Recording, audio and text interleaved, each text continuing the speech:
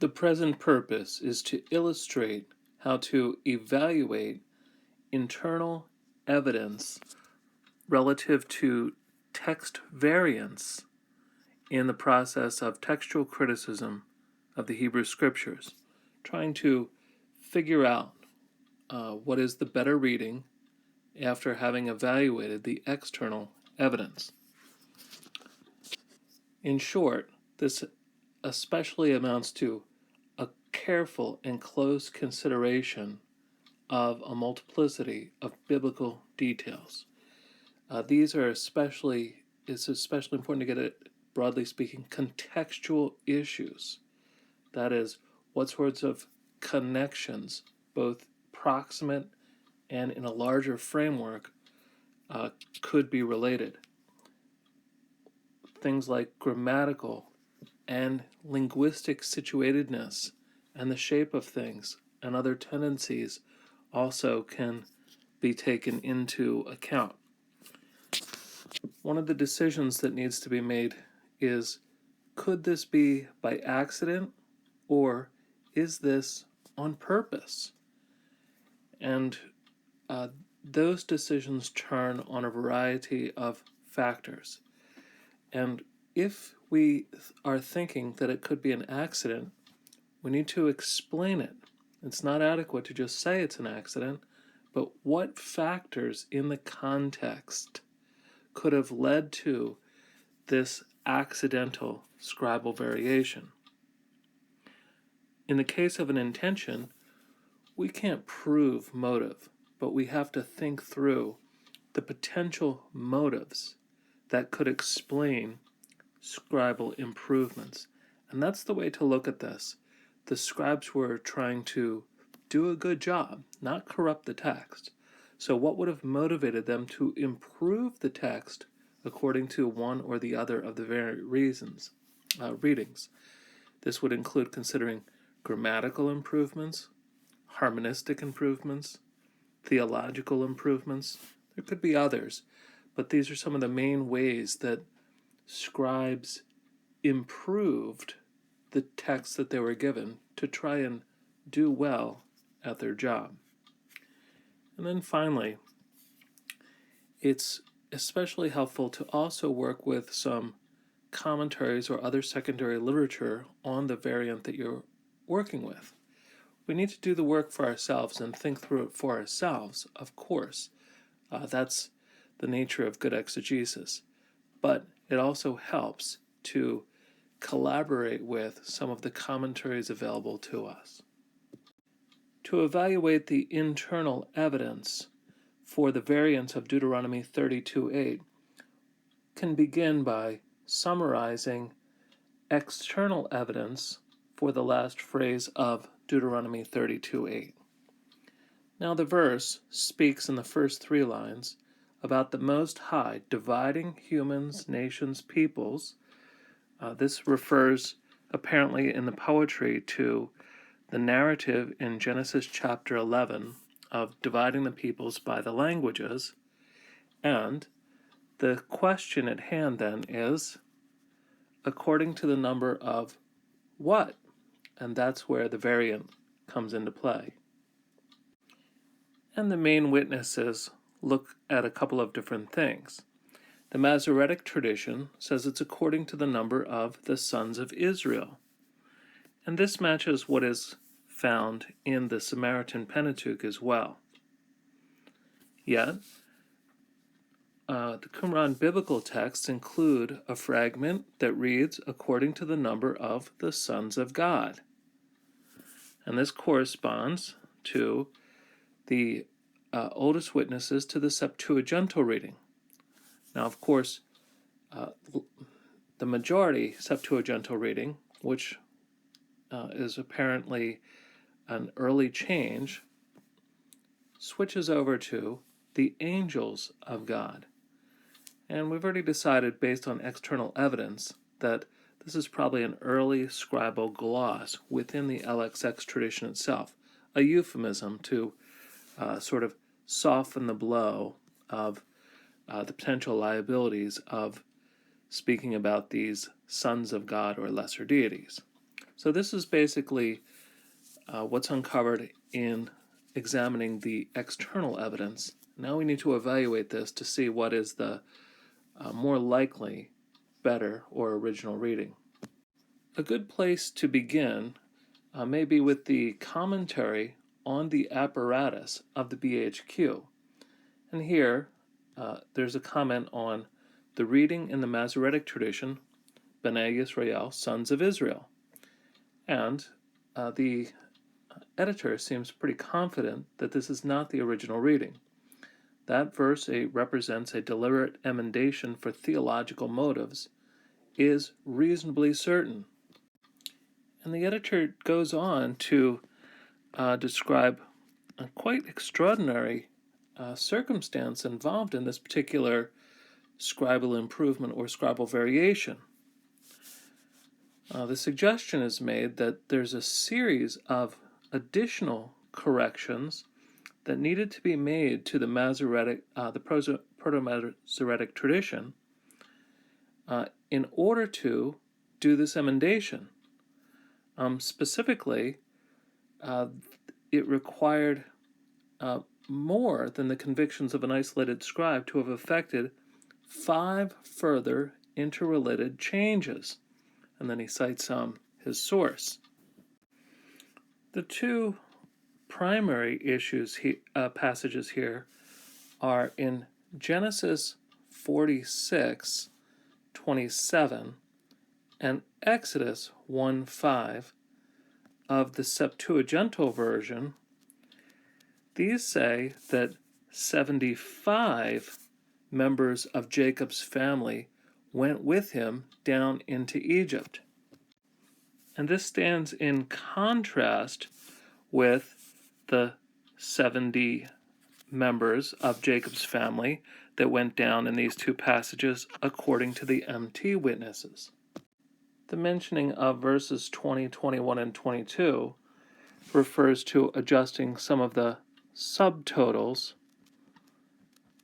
in order to match the new number of 70 that went down with Jacob to Egypt. The claim that's made here is that by changing the number of the nations to the number of the sons of Israel required also changing the number of the family of Jacob that goes down into Egypt, I guess the sons of Israel, broadly said, also to 70, so that the biblical text could harmonize with the poetic text in Deuteronomy 32. All of this brings up the question, well, why 70? The logic of this proposed set of scribal adjustments is in order to coordinate or to harmonize the biblical testimony. So specifically, since Genesis 11 speaks of dividing up the nations by languages, and since Genesis 10 has a list of some 70 nations, thus they need 70 languages. And so then this would mean that Deuteronomy 32:8, when it speaks of dividing up the nations according to the number of the sons of Israel, would require that Israel has 70 sons. And so the suggestion of the BHQ Deuteronomy editor is that Genesis 46 and Exodus 1 are both corrected to 70 in Jacob's family to corroborate the connection of how many nations were divided up in Genesis chapter 11. It is worth noting that the BHQ apparatus on Genesis 46 does not speak of this connection. It talks about the variant between the 75 in the Septuagint and the 70 in the Masoretic text, but doesn't explain it with reference to Deuteronomy 32. I'm just going to have to leave that off to the side, but it's also something worth picking up. Targum Pseudo-Jonathan of Genesis chapter 11 shows part of the same logic here. The plus is in italics. Then the Lord said to the 70 angels that stand before him, "Come, let us go down." So that is taking advantage of the plural pronoun used in Genesis chapter 11 to make this sort of connection to the 70 angels.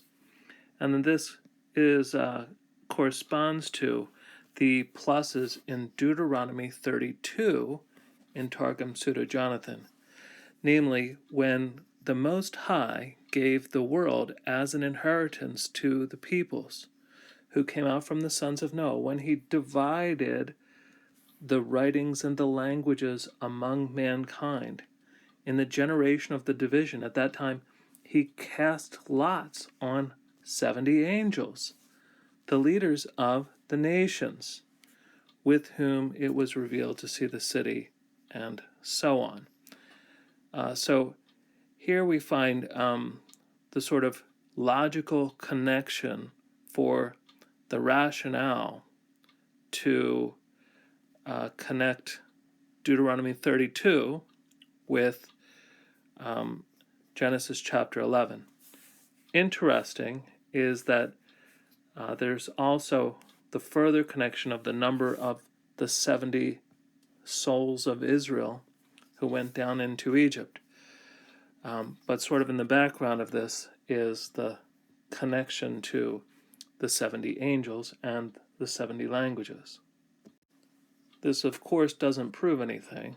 This just shows how the logic between Genesis 10 and 11 and Deuteronomy 32 was worked out even by ancient interpreters. And what are some of the other potential motives for deliberate scribal improvements? And here we can get some help from Tigay's commentary on Deuteronomy. Tigay offers several explanations, including these three. One, the scribes may have wanted to guard against the idea of lesser divinities dividing the nations according to the number of the sons of God. That is, this also helps guard against the potential for polytheistic tendencies among scriptural readership. That is, the scribes, ironically, were worried that the biblical revelation could give people bad theology, so they corrected the Song of Moses in order to guard people to get the right conclusions. And Tigay also very helpfully includes together with the discussion of Deuteronomy 32:8 the similar proto-Masoretic adjustment in Deuteronomy 32:43. I'm going to have to leave that aside. The external evidence in that case is considerably more complicated, but noticing that twice within the Song of Moses there's a very similar kind of adjustment really strengthens the idea for why the ancient scribes would have made these deliberate changes. And Tigay also connects this whole idea to other examples in Scripture. For example, in Psalm 29 verse 1, B'nai Elim, sons of God. When this passage is recycled in Psalm 96, the psalmist makes an adjustment himself from B'nai Elim to families of the peoples. And of course, Psalm 96:7 is further recycled into the song in 1 Chronicles 16, who continues to use the newer, upgraded version of families of people. So again, within the scriptures themselves, we see that the scriptural writers sometimes had some concerns for why they may have made some adjustments when they're paraphrasing or offering an interpretive quotation from earlier traditions. Looking further at either Psalm 96 and or 1 Chronicles 16 would be helpful, but I'm going to have to leave it aside for the present purpose. The ancient scribes who copied the scriptures may have been concerned about the old Canaanite traditions. For example, in the Cycle of Baal myths, the section that's about the palace of Baal, there's actually a piece in there that speaks about how Baal invited the 70 sons of Athirat to a feast. And so that sort of connection between the old Canaanite pantheon and their sons of the gods, that sort of creates a real danger for some of the connection during the diaspora when the scribes are thinking about people reading the scriptures. So that could provide a motive for wanting to improve the text and make it less susceptible to drawing bad conclusions and strengthen monotheism. The Net Bible is available online and contains within it a large number of very helpful text-critical notes. Now, in this case, when they evaluate the evidence externally, they're dealing with the MTs, B'nai Yisrael, sons of Israel, and they do note that Qumran has sons of God, yet for the LXX, they don't use the older reading, but the later change within the Septuagintal tradition, Angelon Theou, the angels of God. So that kind of explains what they're doing in their explanation here. Now, they also concur that the sons of God is undoubtedly the original, yet they say that the MT and the Septuagint have each interpreted it differently. By that, they mean that the MT tradition takes the sons of God to be the sons of Israel, or the Israelites, whereas the Septuagint, again, this later Septuagintal tradition, takes the phrase sons of God to refer to the angelic assembly. And they go on to make a few other comments to that effect. The point here is this is a good commentary on text-critical notes, text-critical situations that can help us think through the internal logic and consider various potential motives of the ancient scribes. Weavers, who translated and did the editorial work on the Göttingen Critical Eclectic edition of the Septuagint, has also written a commentary on the Septuagintal text, and that has much helpful information when we're considering difficult problems. And he writes, the MT then has a different notion than the Septuagint's sons of God. The Most High has fixed the boundaries of the people in accordance with the number of the Israelites. It is unlikely, however, that this was the parent text of the LXX translator. In fact, it would be much easier to understand an original B'nai El being changed to B'nai Yisrael for theological reasons. Weavers here makes an excellent point. What he's suggesting to illustrate that it's difficult to accept that the ancient scribes may have deleted Elohim and replaced it with Yisrael. That seems to be a bit radical of a change, even for scribes willing to make these changes.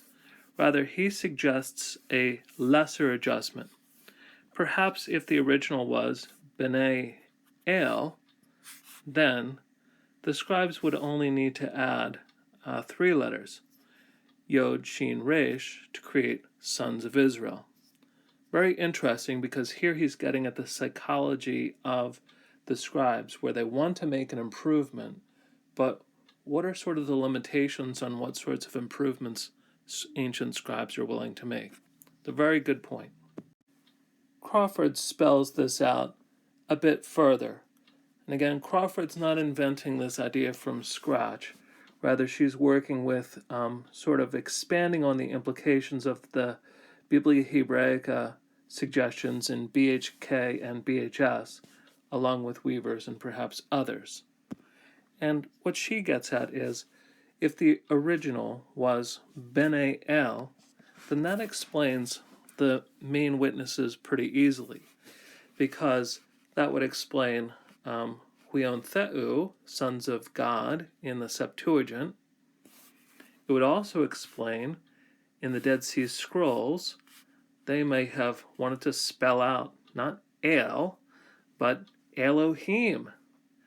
And so in this case, we even have the plene spelling of Elohim, so sons of God.